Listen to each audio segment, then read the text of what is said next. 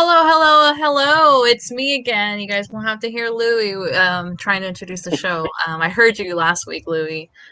I swear I don't know what voice comes out when you talk, but that's not me. Welcome everybody to another episode of the Lions Den podcast, episode 66. Prepare for takeoff is the name of tonight's show. We're here to talk about everything that happened in this past Sunday's match versus Pumas, a very crucial match for La Fiera, as they kind of had a tough start, very frustrating. So you hear everything that we have to talk about in regards to that game and looking forward, as there's a lot of matches coming up for La Fiera. So it could be, hopefully rolling out with plus 3 points every match. That's what we're hoping. But yeah, so we're going to talk everything that happened in that Pumas game, talk about current situation, what we think, and also upcoming game versus Cruz Azul. So welcome. If you're watching us via Periscope on Twitter and via YouTube, let us know your comments throughout the show. We always respond. Always posting your comments on challenges. Let us know what your thoughts are regarding anything. So, Carlos and Louis, gentlemen, how are we feeling tonight? Much better. Better, yeah. Relieved more than anything. Yeah. Yeah. Much better. Better than last week. Yeah. Yeah, just happy to get a victory, happy to get 3 points. Happy to go up in the table. So yeah, it's still a lot of work to do, a lot of tournament left, a long way to go, but it's a monkey off our back for the time being, that's for sure. Yeah. Yeah. Definitely. It's a huge sigh of relief. Obviously, we're talking about everything that happened in the Pumas game, which, I don't know. I think we kind of slacked off a bit. I think probably mentality-wise, we're just really wanting to just keep the goal and not not concede for the rest of the game. But for us to talk about further along versus that match, Carlos, are you ready to give us the club team news and lineup? Yes, let's do it. Do it.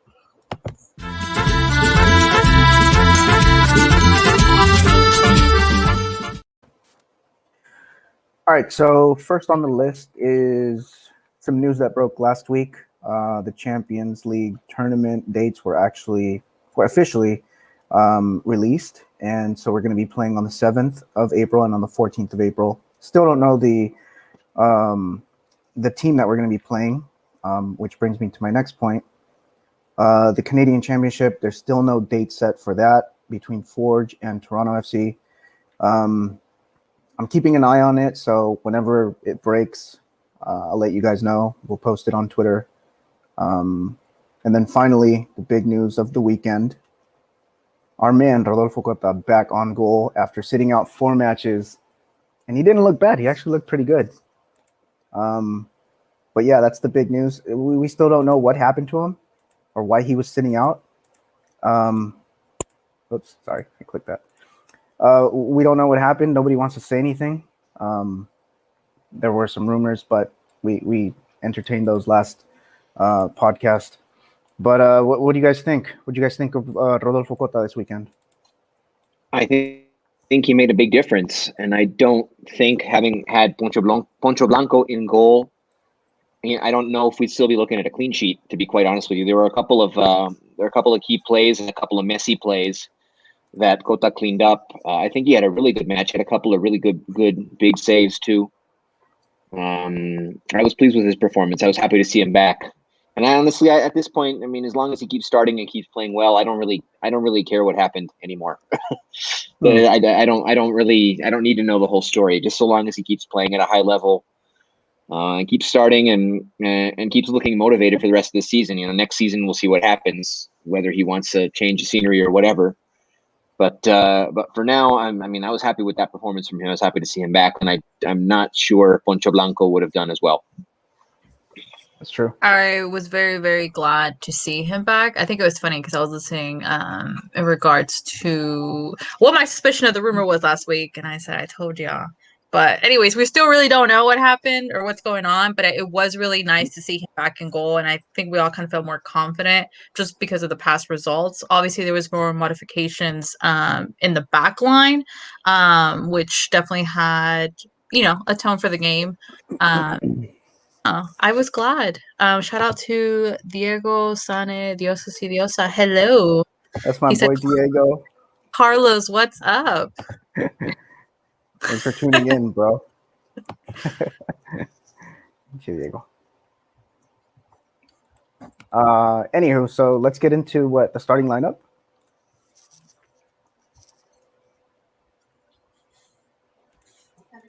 Hello? Yes, can you hear us? Oh, sorry. Yeah, I thought you guys froze. All right, so starting lineup. As we just mentioned, Rodolfo Cota was on goal. We had Tecillo, Barreiro, Mosquera, and Avion in the back. We also had Montes. And also Gonzalez came off the bench to play for Jefecito, so we'll talk about that in a bit. We also had Jairo back in the starting lineup, Meneses, Mena, and Davila up front. Thoughts on also Gonzalez? Quick thoughts? I thought he looked solid. Nothing that really stands out. There was some sloppy passing that everybody was responsible for, him included. But overall, I think he looked better than Jefecito, and I was a little confused as why he was taken out. I think he still looked pretty fresh, and I think in general nothing that really stands out as stellar. I thought Colombato's 14 minutes were a little bit more promising when he came off the bench in the last game. I still want to see more from him. Mm-hmm. I still think there should be a competition there in the contención. If Jefecito isn't going to start, I don't think it should be Oso's job outright. I think there should be a little bit of competition there. I still want to see what Colombato can do in the future, but I thought Oso looked solid. I thought he looked better in general than what we've seen from Jefecito lately. And if it's between those two, I would like to see Oso continue to start for sure. Yeah, I think what Nacho Ambriz did was he went with Oso Gonzalez just because I think he knows him better than Colombato and he trusts him. Just judging from the past his past stint at Necaxa, I think that's why he chose him over Colombato. Even though Colombato, I agree, he looked really good against Xolos, but I think if I were Nacho Ambriz and I know that what I have in Oso Gonzalez, I'll probably just go with him too. Yeah, I mean, I also think Oso and Colombato are different players. I'd say Oso and Jefecito are more similar in style, more traditional style, holding defensive-minded players. Whereas Colombato sacrifices a little bit of that to get into the creation a little bit more. So, I mean, if you really want a Jefecito style, but maybe a little bit more on form, I can understand going with Oso. I just hope we haven't seen the last of Colombato. I really want to see what he can do with more minutes. I agree. I think in regards to, especially a lot of the new players that come, I think, they kind of slowly get up there regarding minutes. So I think it's amazing off the bat. We saw a lot more, what Louis was saying, of what Colombato did than what Jefecito has done throughout this whole season so far. I think it's just we expect so much from Jefecito that we're kind of disappointed in regards to where he's at the moment. So there is other competition, and we have in the next 4 upcoming games. Like I think there's going to be more opportunity for more modifications and allowing other players to play. And I really hope what Louis is saying is right. We see more of Colombato because I really want to see more than just 14 minutes. I want to see him actually getting the opportunity to definitely earn his spot, maybe have a relevo. I mean, we're going to play 2 tournaments coming up soon, so why not have a definite option? If Davila has been consistent, starting, and so why not another potential player getting thrown in there if Jefecito's, not meeting up to our expectations. Yeah, I mean, perhaps it's unfair to Jefecito to have these expectations. He came out and had one great season, and then maybe he isn't that player long term. That's possibly the reality of the situation. The good news is there are other options there. I just want to see more of Colombato. I also did not play poorly. I thought he played a solid game. I wouldn't be upset to see him repeat in the starting lineup against Cruz Azul, for example, but I want to see what Colombato can do. There's no point in bringing him all the way from Belgium if you're not going to use him. Mm-hmm. And we have the option to buy. So as promising as he looks, we can always buy his card at the end of the season if he's that good, if he really can fit into the system. And I just don't want another John Cardona option, like situation to go by again. Like I really hope it's not like that. I really hope it's not like that. Or his name is escaping me. Another Cecchini, Emmanuel Cecchini. If you remember him. Oh yeah. He also came on a 6-month loan from, I can't remember which Spanish club it was, with a lot of high expectations. Like Malaga? And then he never did anything. He started one game against Santos and then basically didn't play after that. And we never got to see. It was a very, very similar situation to what we have with Colombato. So I hope the same thing doesn't happen. Yeah, again, but that I wasn't think, with Ambriz. That was with Chavo Diaz. But still, yeah, but at the time we had that position well covered. I think we had Mejia, who was titular. I love I don't think he was better. I don't think he was better than Mejia. And then I think we still had a guy who ended up leaving. Can't remember his name. I don't know, but we've always had that position well covered. So it's always been very difficult for people to come in and try to take that position from whoever's already got it. So it's going to be very interesting to see if Colombato can take over that position, because I think that for the first time in a long time, it's very much up for grabs for a new player to come in and take that position. Yeah, Mejia was one of the best contenciones in the league when he wasn't injured or sent off. Yeah, I really miss him. Especially sent off. Yeah, he got sent off a lot. Yeah, he was a hothead. Yeah, character that we really, I don't know, get used to loving a player that's hot-headed. It's just kind of double-edged sword most of the time. I don't like how he left though, because didn't he like make some comments about wanting to win or something, and he ended up playing in I don't know what club in Central America and never won again. He's in Libertad de Paraguay right now, I believe. Yeah. Yeah. So he kind of fell off the face of the earth, and we won a title without him. So there you go. Yeah. So anything else, Carlos? How about let's talk about Jairo. I mean, he also returned to the starting 11. It was his first start since I don't remember when he last started. So, and he looked decent. Oh no, he started. He started. He looked really good. He did. He started against Chivas, didn't he? But then he came out at halftime. Did he? I think so. If it wasn't Chivas, it was the game before. If it might have been San Luis. He just hasn't played all 490. It might have been against San Luis. I remember he started it was either against San Luis or against Chivas and came out at halftime. Okay. Yeah. But he looked much better this Sunday. Oh, absolutely. This was his best game. I mean, I think it was the best game of the season overall for the entire team. But Jairo, for sure, he was my MVP. I mean, I don't know if he was going to be part of the player reviews later or whatever, but I'll tell you right now, he was my MVP for this game. Just doing a little bit of everything, starting off on the wing in more of an attacking role, and then slotting back in the second half to his more comfortable and common winger or wing back role. But I mean, he was just he was making up for so many mistakes of his teammates. I would say just his recuperación, which isn't really like, you don't think of that as a strength for him necessarily, but he's using every bit of his physical gifts and his advantage he has on other guys, just playing around him to the fullest advantage that he can possibly take. Just getting in there and getting those balls, taking those longer strides. He just gets to the ball a little bit quicker than everybody else, and then he just gets in there and takes it away. Man, there were a lot of sloppy defensive lapses and giveaways, and he was just getting in there and getting the ball right back so many times.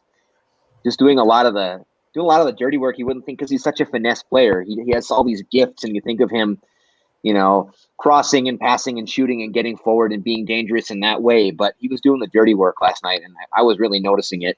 And I think it was one of his best games in a really long time.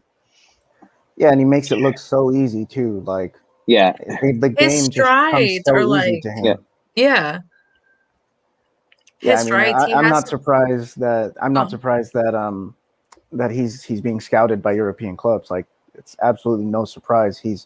When he's in top form, like Tom Marshall said, when he's in top form, he looks like the best player in Liga MX.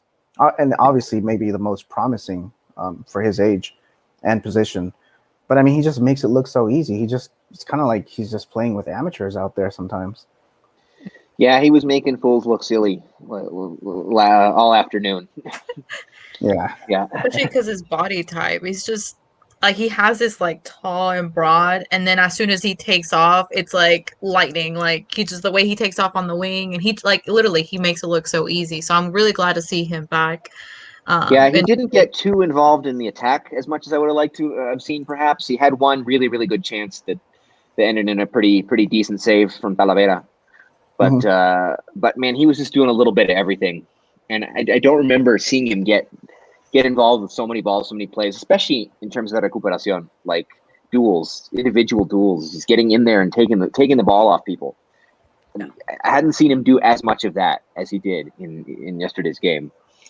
I think we definitely lacked is again the last attacking third, like especially that first half. It was kind of like just that's what frustrates me. That's what frustrates me because then what? Well, Davila, I said this before, he's not a finisher. He's not a poacher. I mean, he's a more of a creative-minded player, but they're installing him essentially as the target man. He's not a target man. And when you put him as the target man, it's a disservice to him, and it's also you're not going to get the most out of your last man in the attacking third. That's not what he's meant to be. Gigliotti, for whatever reason, we don't know why he some people are speculating he's out because of what he said about playing the final with COVID. I don't really think that. I think maybe they're just they're not expecting a ton of production out of him at this point, and they're kind of like moving away from him.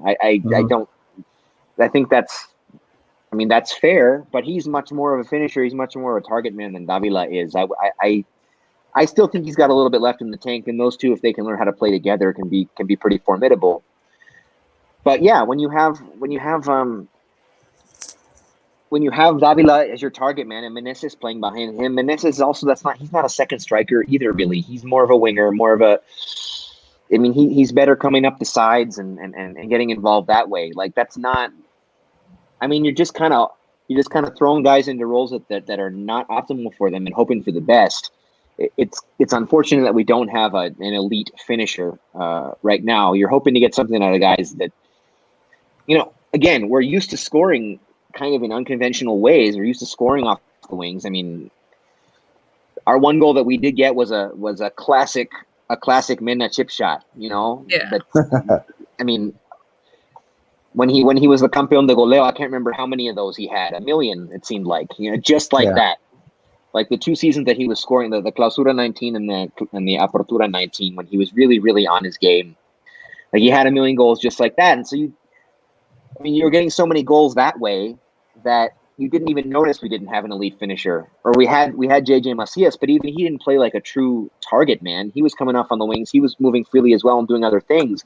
You just didn't notice because the goals were just coming from every which way. But now you have guys who aren't completely on form, and you're really missing, like, you could really use an elite finisher to just kind of clean up the trash, just the balls that get down, that sort of find their way into the 6-yard box. Like an elite finisher who can put them away. We could use that right now. We didn't need it as much before, but we could use it really right now.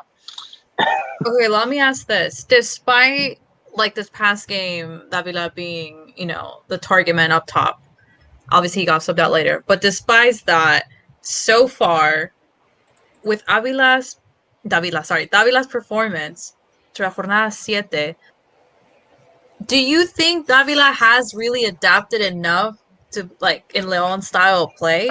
When I think and look back to Avion, it looked like Avion has been playing, like, whenever, it looked like has known style this whole time. He just blended in so seamlessly. To me, I feel like Davila le hace falta. Yeah, I think. I agree. He doesn't look quite comfortable yet, but I think a lot of it has to do with they're forcing him into this role that's not really where he's best.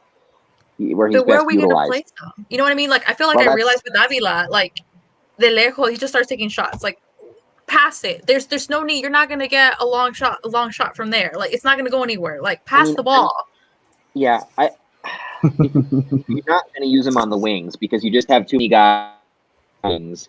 and you can't take them out. I'm fine with Davila as a second striker.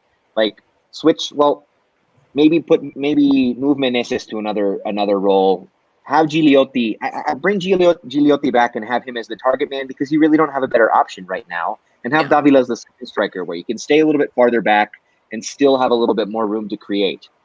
You know that. So we're thinking of like Davila, like as what Ismael Sosa did with Leon role in a way.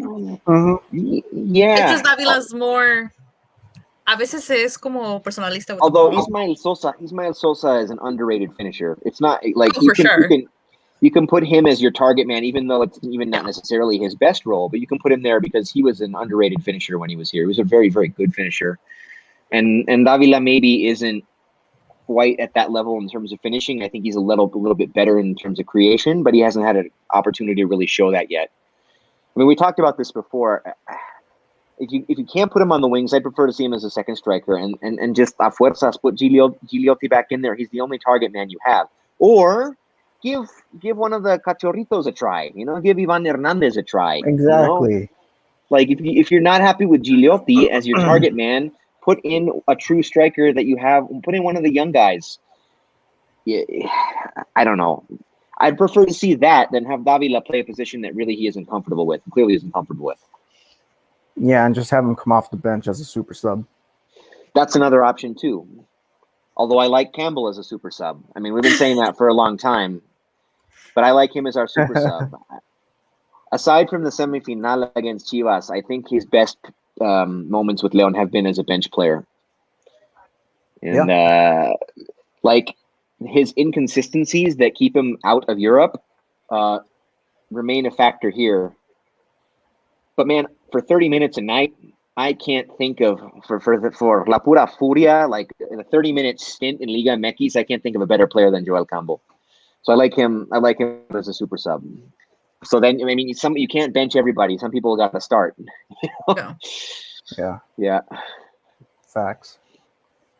Yeah, I think if we play with the top four players, the four offensive players that we had on Sunday, I think it's better. I think it's actually better if they all just rotate positions as opposed to just having Davila as a striker. I mean, if he's not a natural striker, why not just rotate positions like we're kind of used to, like we got used to in Clausura 2019, right? When you would see everyone just kind of switching positions and just kind of rotating, and then that would leave defenders kind of just, you know, guessing as to who's where and who's playing which position. I'd rather we just go back to playing that way if we're not going to play with a natural striker. And I think that's where my question of, I don't think Davila has seamlessly fit in yet with that. I agree. I would agree. You know what I mean? Because the other players, they know how to play around each other. They interchange so seamlessly. You know what I mean? It's like you would see Barreiro come out, which Barreiro props. He is good when coming out from the ball. You just see him like striding, you know, through the midfield. It's amazing. You see Navarrito, you know, sub in, obviously change the game. That's in a topic discussion. But then you see him by the left wing, like striker up there. It's just the other players. I feel like it's just so easy. Like they can play blindly. You know what I mean? And I feel like I sort of thought that at Davila. I think we'd can definitely benefit from his creative role. I just don't think he probably knows where his place is on the field. So when we saw the cambio, we saw all these. It's like there's nothing new to us. It's kind of like, oh, okay, so they're moving them. Okay, cool, makes sense. They've done this before. So I feel like that's where, to me, Davila kind of runs into a wall and maybe doesn't know exactly what his role is when that tends to happen. Because after that, I mean... Yeah, I could agree he's not fully adapted yet. I think there's still a chance for him to do so. But it's gonna take him longer. He's going to stagnate a little bit if they keep putting him as the target man. He's just not a number 9. He's not a number 9. I mean, he has no aerial game. I mean, yes, I know one of the goals he scored was a header, but it was kind of a lucky one. I mean, he doesn't have much of an aerial game. He's not. I don't like him as much. I think he's going to take longer to get used to the system if that's where they want him to play. So we'll see what happens. I would like to see him play a little bit farther back so he has a little bit more room to create. But it would be amazing if he could seamlessly fit into that positionless style, that beautiful positionless style that we played for for a couple tournaments that just made us so dangerous on offense on the attack. Yeah. Facts.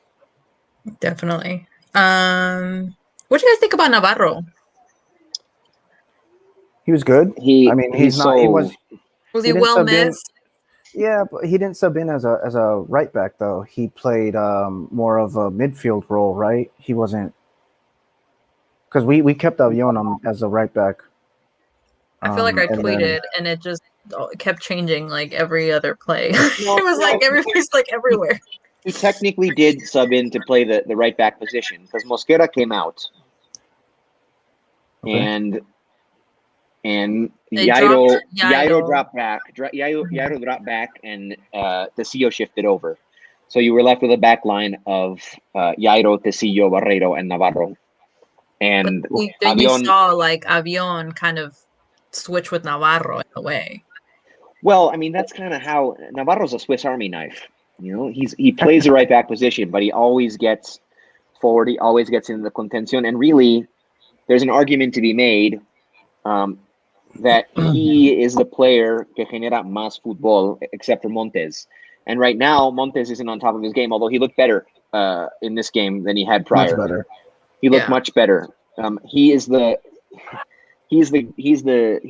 creative force behind what Leon does. But after him, I mean, you could argue that the most creative player on the team, the one who we depend on second most, is Navarro, and it really showed when he came in. I mean, we looked that I don't want to put a percentage on it, but we looked quite a bit more dangerous as soon as he came in. Mm-hmm. I agree. Did we just? Here's a hot take. Let's just put Navarrito as forward. Let's just start him up there. Well, I mean, Nacho Ambriz said it in his post-match press conference. He said that moving forward, he doesn't really plan to play Navarrito as a right back anymore. He said teams already know that strategy, that when we play him as a right back, he tends to move up and then we just stay back with three defenders. And teams already know that. So he said we're probably going to end up playing him more as a midfielder moving forward. I don't know if you guys saw that or not, but I saw it on my timeline. I don't know who mentioned it. Yeah, I mean, that would be interesting if you want to play a doble contención with maybe also and Navarrito, or a doble contención maybe more attack-minded with Colombato, if he eventually earns the trust. Like, you got options there. If you're going to play him as a midfielder, as a contención, which is what he started his career as, and still, like, arguably looks best as. You got options there if you're gonna go that route. Yeah, definitely. Jose could not join us, but he is on YouTube. He's much better than not Nick Killer will ever be. Not Nick Killer. Which we'll definitely talk about that. And shout out to Chris from the Eagle Eye podcast. Shout out to the guys doing their own thing on YouTube, which I did watch that game. Which we'll do a rundown in the jornada. But shout out to you, Chris. Thanks for joining. Well, let's see. Anything else that we got to talk about in the second half, especially? You know, what a beautiful goal. It was a beautiful goal. It was a classic Mena goal. I like, how many of those has he scored while in Leon? How many of them have looked just like that? Mm-hmm. And I like that he didn't celebrate it too effervescently. Neither did the team celebrate the victory too much. I mean, obviously, this was much more of a relief for them than pure joy. And there's still a lot of work to do. So I like that they kind of their celebrations were kind of reserved. Because I felt them, man. When we I felt it was such a weight off. First when the goal was scored, and then when the final whistle blew, was like a weight off, because that's a tough game. It's a tough place to play. It's a place that's treated us well, but that doesn't mean it's an easy place to win under the hot sun in Seoul with a Pumas team that's also underperforming. And just I we don't get into the streaks here, but we don't want to talk about rachas, because we just had a major one broken, and we don't want to put too much weight on that. But how many rachas of Pumas have we broken, and how good does it feel? They had won 15. They had gone 15 straight matches in Seoul in their home stadium without a loss. including this season when they haven't looked good. They hadn't lost on their home pitch in the last 15 matches, and we broke that. I bet you true. were like smiling like ear to ear. And it's the third straight regular season win we've in Seoul, which is, as I'm saying, is not an easy place to win. And we broke their racha when they were undefeated for whatever it was, 12 matches, the last time that we played them in the regular season. And, we pretty much have dominated them. Aside from beating them in the final, that's one thing. But in just regular season matchups, it's nice to see that at least the dominance over Pumas, even though we haven't had a great season, at least the dominance over Pumas in the regular season, and in anywhere you can possibly think, the dominance over Pumas continues, and that feels really good because they have one of the whiniest fan bases. So, they do though.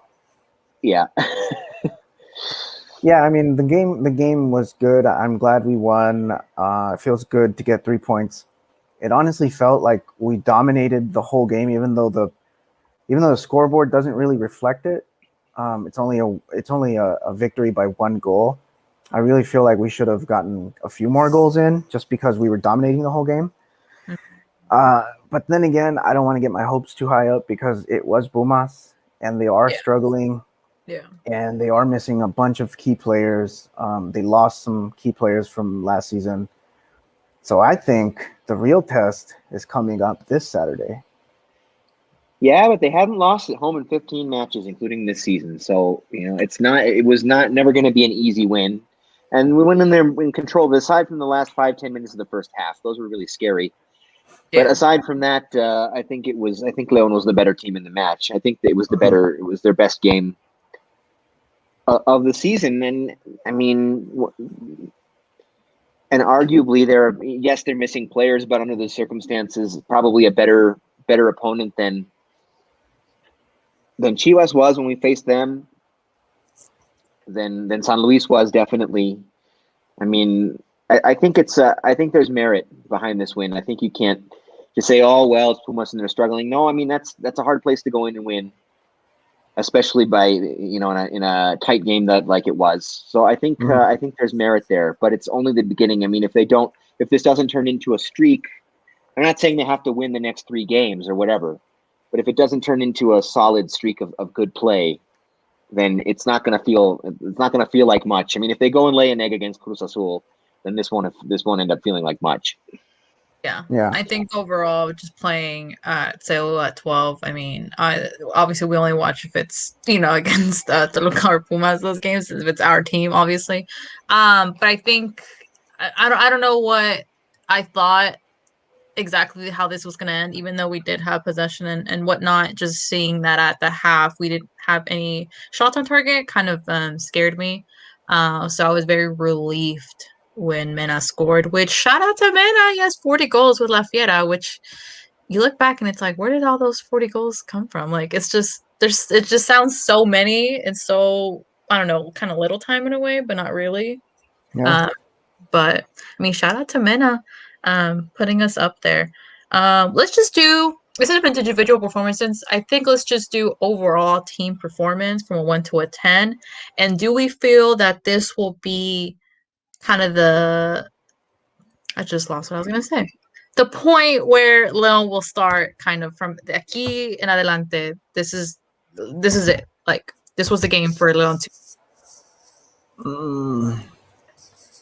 So give me your 1 to a 10 team performance versus Pumas, and then do you believe this is the turning point for La Fiera, or not yet? 1 through 10. I don't know, man. I don't know. Louis, go ahead. Jose, if you're listening, let us know. He's a tough critic. I'll go with an 8. 8? Yeah. I mean, it's a generous 8. I was almost gonna say 7.5, but I'll go with 8 because they got the win. If they played exactly the same way and gotten a draw, then it would be a 7 or 7.5. But they got the win. They got the job done. I'll give them an 8. Okay. I'll go 7.5. For us, 8's like average. Yeah, I'll go 7.5 just because it's not full. I'm not fully convinced yet. I'm not fully Well, I'm not fully convinced yet either. Yeah, like I feel like okay, we might get back into rhythm, Mena scoring again, but I don't know, man. There were a few scares in there, like there were a few scares, especially at the end of the first half, and then that ball that went off the post where they almost tied it. There were a few scares in there that kind of made me wonder, like, are we there yet? Like, are we at the level that we're supposed to be at? I don't know. I don't think I'm fully convinced yet. So I'm gonna go 7.5. I'm gonna go somewhere. I mean, I get the calendar does not lighten up after this. We have tough games coming up, and a lot of points available in not very many weeks. I mean, pretty short time. So this is just the start. This could be the start of something, or it might not be. I mean, again, we can't, if we go in and lay an egg against Cruz Azul, which I know we'll talk about in a bit, but it's not going to feel like much. So I mean, it all depends on what comes after this. Yeah, I would say they looked good. They looked better than they had. But I don't know. It's too soon to say if this was the moment where everything changed, where they woke up.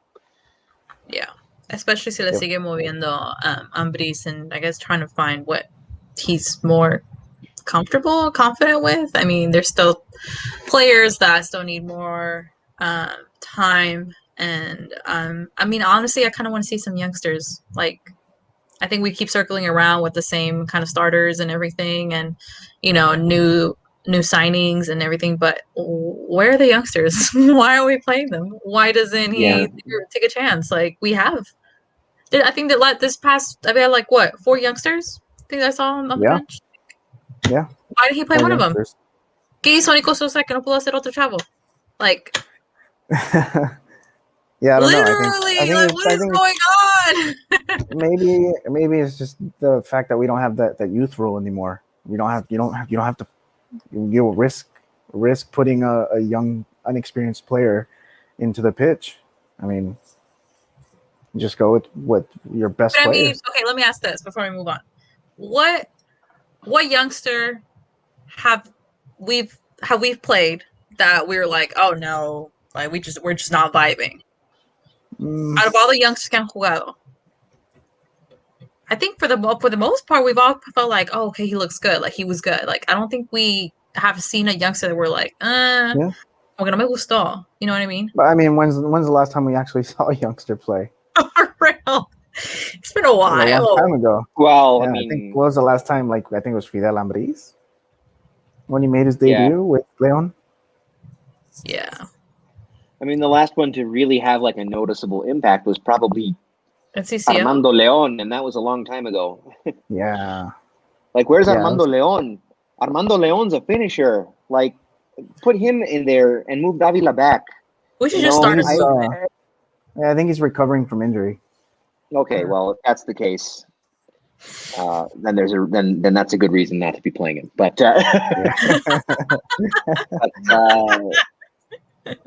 but yeah, man, he looked good. I mean, he had his ups and downs for sure, but I mean, it's normal, right? And there's no reason to think that Ivan Hernandez, the campeón de goleo in the sub-20, there's no reason to think he couldn't do as well as Armando Leon did. You know, I don't know. Yeah, I'm still betting that he's gonna score before Nico Sosa. Yeah. I'll take. I mean, I said that. I think you said that before. First episode. I think so. We need to go back and look at that footage. Yeah. I mean, at this point, Barreiro will score before Nick Killer. Oh, for sure. Yeah. I believe that.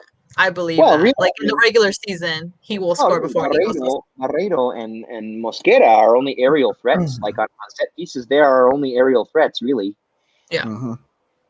So it's actually not that far fetched that one of them might score before Nick Killer. Yeah. Definitely. Just to recap the jornada, a little bit. Let's see. We had San Luis beating Santos 1-0. Both had red cards. Necaxa versus Monterrey 1-1. Juarez versus Mazatlan. I did not watch that one. Juarez won 1-0. If you guys missed the Cruz Azul Toluca one, you should go rewatch it. It was funny. It was entertaining. I could not believe what I'm watching. It was kind of classic.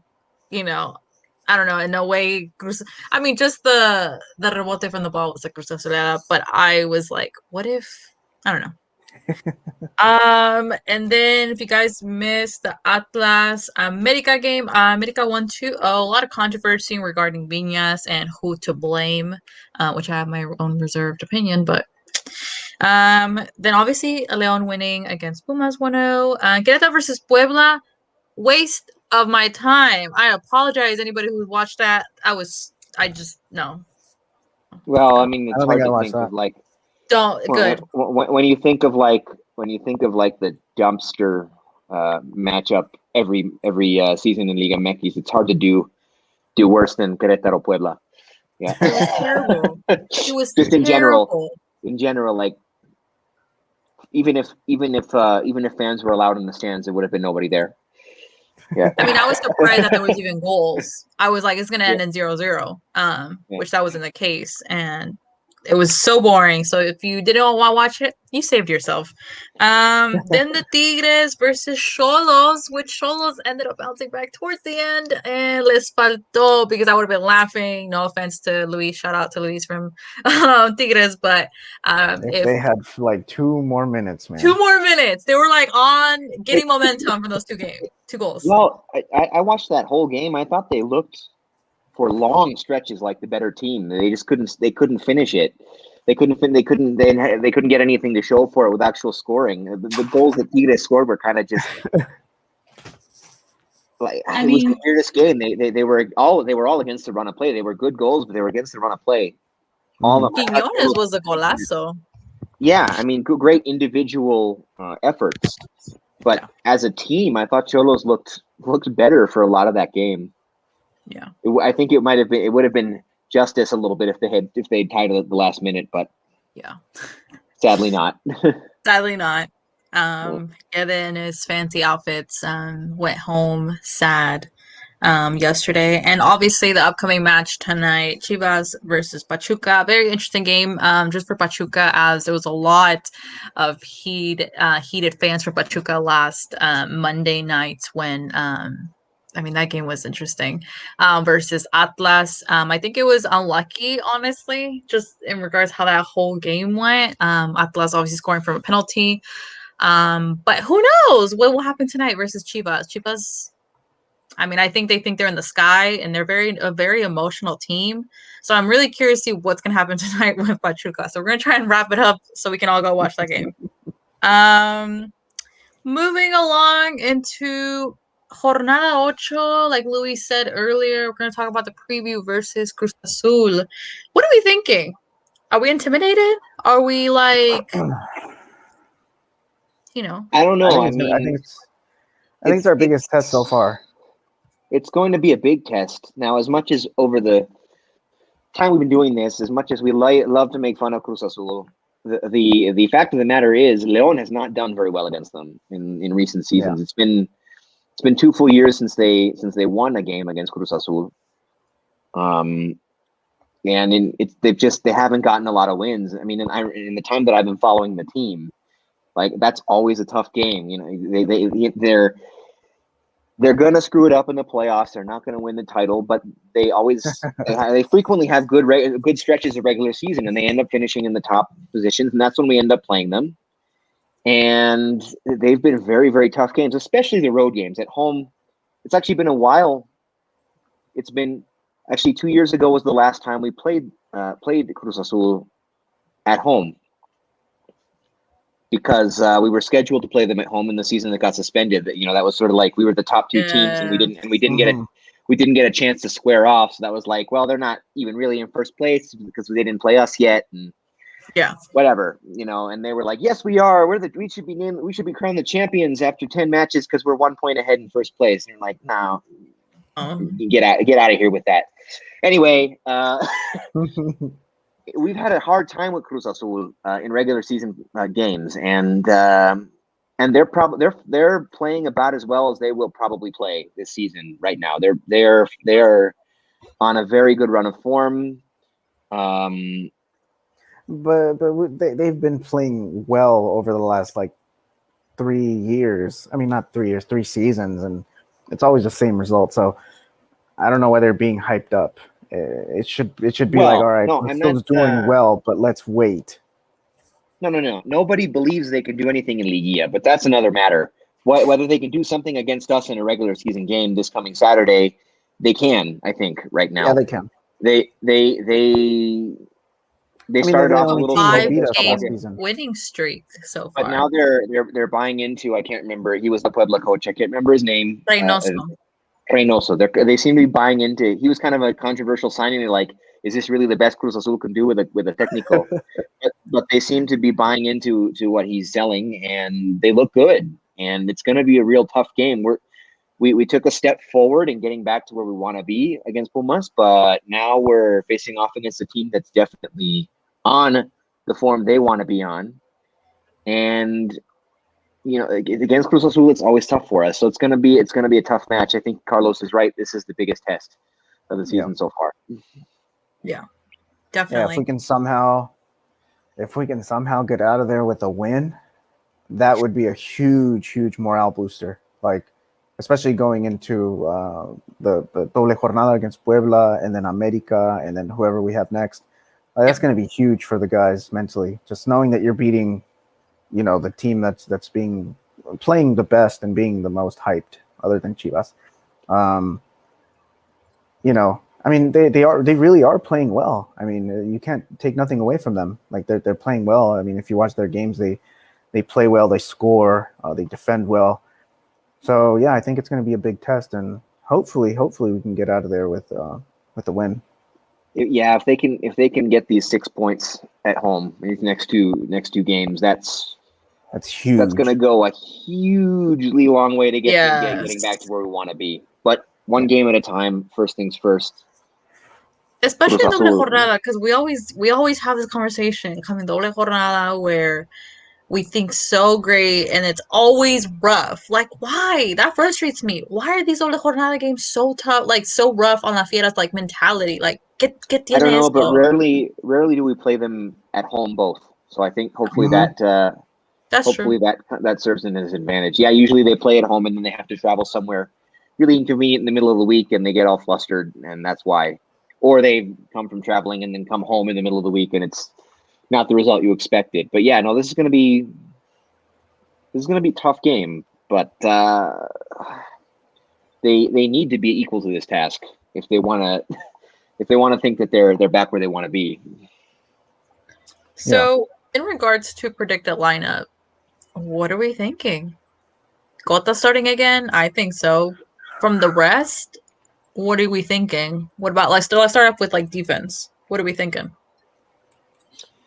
I mean, I don't know if Navarro, from what he showed, is ready to go 90 yet. I think if he's ready to go 90, that's going to be a big boon for us. It's going to be huge for us.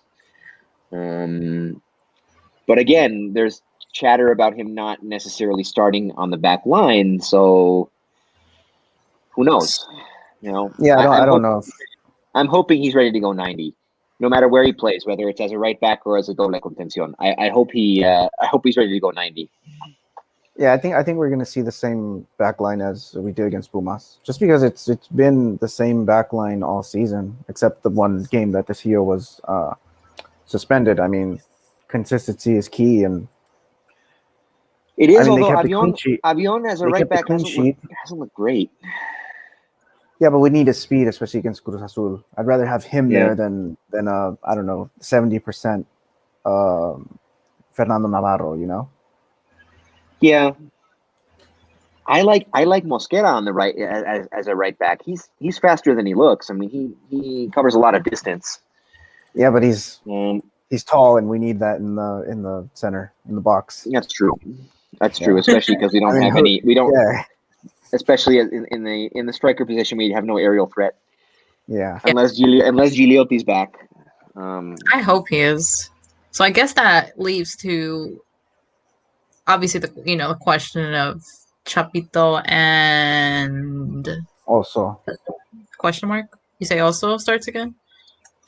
Yeah, I'm I gonna think say Oso will also. start again. I think Oso will start again too. I think he looked pretty solid. Yeah. Okay. Do we keep Yeah. Aido and Mena or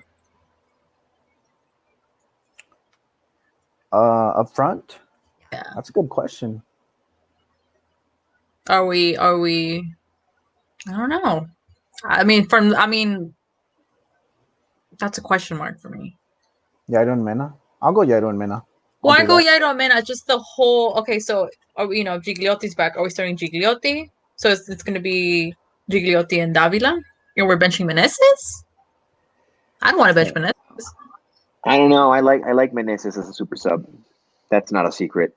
I think he did really No, Yeah. because when he was on they when he was not on form last season and he started coming off the bench a lot. He did really, really well in that role.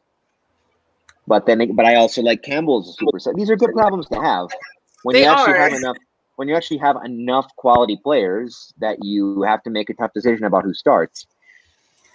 Yeah. What do you guys think Or about bench Yairo as a left back instead?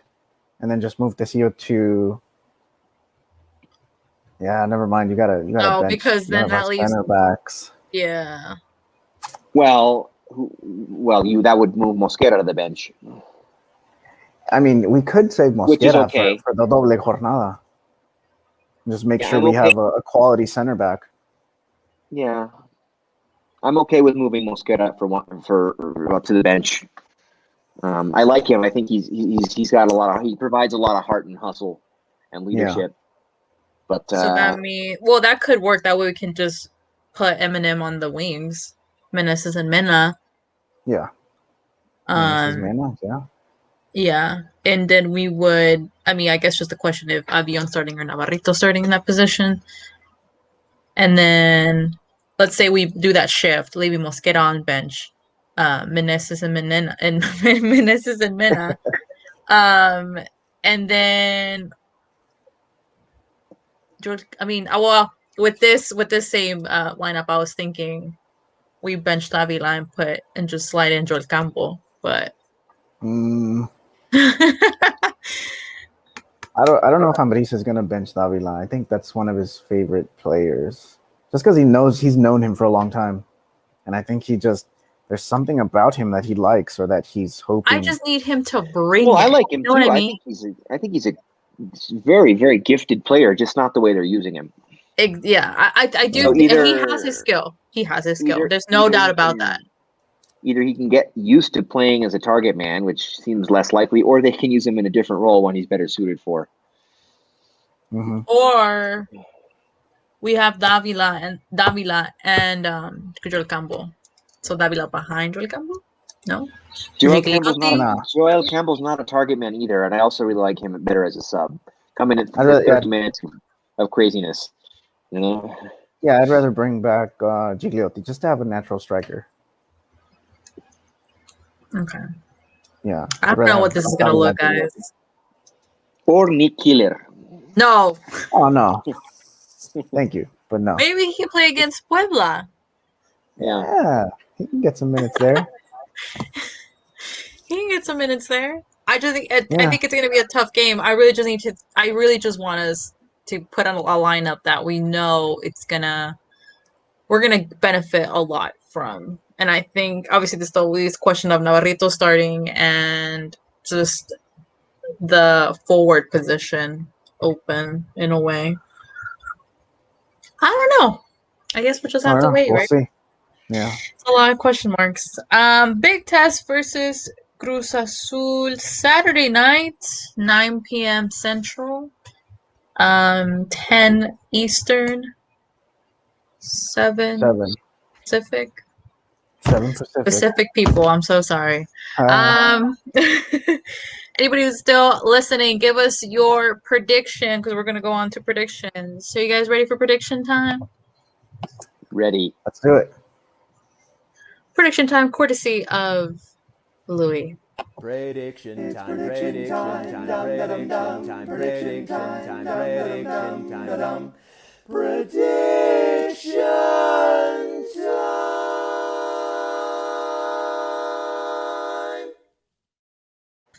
That ending is like bop in my head. You totally buried what we used to use, which was Javier's like little jingle. Remember that? Well, Javier tiene que ponerse las pilas, you know. If he can come out with a better video, I mean, you know, I'm open to kind of some friendly competition. We'll do a contest and we'll run the polls on Twitter. Which prediction video time do you prefer to use? Prediction time. Anybody let us know what your prediction is for this Saturday night's match versus Cruz Azul. I'm going to go first. I'm going to stir the pot. I'm going to say it's going to be a 2-2 draw. It's just tough, and I think with this Pumas win, yes, we're glad we got 3 points because we needed your 3 points to, get a little bit up on the table because I hated seeing us down there. I just think it's going to be tough, tough match, so I'm thinking we're going to draw 2-2. Carlos, let's go with you. I'm going to be more optimistic. I'm going to say 2-1. We're at home, and last season Cruz Azul played us in a very specific way where they kind of sat back and just played on the counterattack, and that's why they beat us last. I don't think they're going to do that this season, though. I don't think they're that type of team this season, knowing that we kind of have trouble bringing the ball up and generating offense. I don't think they're going to sit back. I think they're going to be out and open the field up, which is going to leave spaces for us to score. And I think we're going to keep a clean sheet. Not a clean sheet. We're going to benefit off the clean sheet that we had against Pumas and only allow 1 goal. So 2-1. 2-1. Okay. Louis, what are we thinking? Yeah, I'd like to say something different than Carlos, but I've been thinking a 2-1 also this entire time. I think that seems the most logical. They're not going to, I mean, after going so long without losing a game at home, they are not going to want to lose 2 in a row. Yeah, I think they're going to go out and they're going to get it done. It might not be still as pretty as we want it to look, and it's not going to be a goleada, but they're going to find a way to get past JJ Corona, and Cruz Azul will get one back late, but it won't be enough. 2-1. 2-1 Carlos, 2-1 Louis. I hope you guys are right. I'm just trying to be a little cautious right now. I just need them to convince me more, and I think they still have a lot of work to do. And it's not going to be an easy game, especially after we play Cruz Azul. We have Puebla, America, and then after America, 4 days after that, we play against Monterrey. So just the next upcoming games will be very, very interesting to see. Very important points to get, which tends us to be a little bit nervous, especially in the jornada and after. We talked about the turning point. I remember you mentioned the turning point earlier. Like, is this Pumas game a turning point where everything just goes up? I think this could be it. If we get a win against Cruz Azul, I think this could be the turning point. Yeah, I believe that. I think Puebla will be an interesting game just because Puebla has, they have Ormeño in the clouds, and, they're always talking so great things about him, and that kind of gets on my nerves, not against the player, but just how the commentators are about certain players. And against America, I mean, to be honest, America has had luck the past couple of games, especially with their... No, they don't look that great. So I'm not worried. I'm not saying I'm sounding cocky or anything. I'm just not as worried as I probably should be. And then against Monterrey, I mean, that game got rescheduled, so they haven't looked amazing either, to be quite honest with you. They've gotten a little lucky. Yeah. So I mean, if we get this win on Saturday, it could be a different second half of the season. Yeah, could be the game to shape them up to get ready for what's coming, probably. Yeah. Okay. Well, anything else, guys, before we take off? No, let's go watch this game. Let's go watch Chivas lose. Yeah. Yes. That is what That would be 9:08. amazing. Not too far. Not so deep in the game yet. So, everybody that joined us via Periscope and YouTube, thank you so much for joining us on this episode 66. Prepare to take off, because that's what Leon's trying to do for the rest of the season. Important match for Cruz Azul Saturday night. So we'll see what happens. If we'll be happy on Monday, which will definitely be here previewing the next upcoming games of Puebla and América en doble jornada. Probably sort something out so we can have a good preview versus América with the Eagle Eye podcast. So we'll be on the lookout for that. If you guys have missed any of our other episodes, make sure to stream. Make sure to look the Lions Den podcast on Spotify, Apple Podcast. You can, if you want to see our faces, you can go on YouTube. If you guys are on Twitter, you can watch our Periscope show. Whatever you want, let us know. But yeah, so that's kind of what we're keeping an eye out for. If you guys can't watch the game on Saturday, you guys are more than welcome to follow us at our Twitter pages, where we always keep everything updated during the games, especially the Club Leon EN on Twitter, keeping you guys with everything you need to know in regards to La Fiera pregame, during match, everything in English. Yeah, so thank you so much for joining us on this episode of the Lions Den podcast, episode 66, and we are going to take off. So stay safe, and we'll see you guys next week.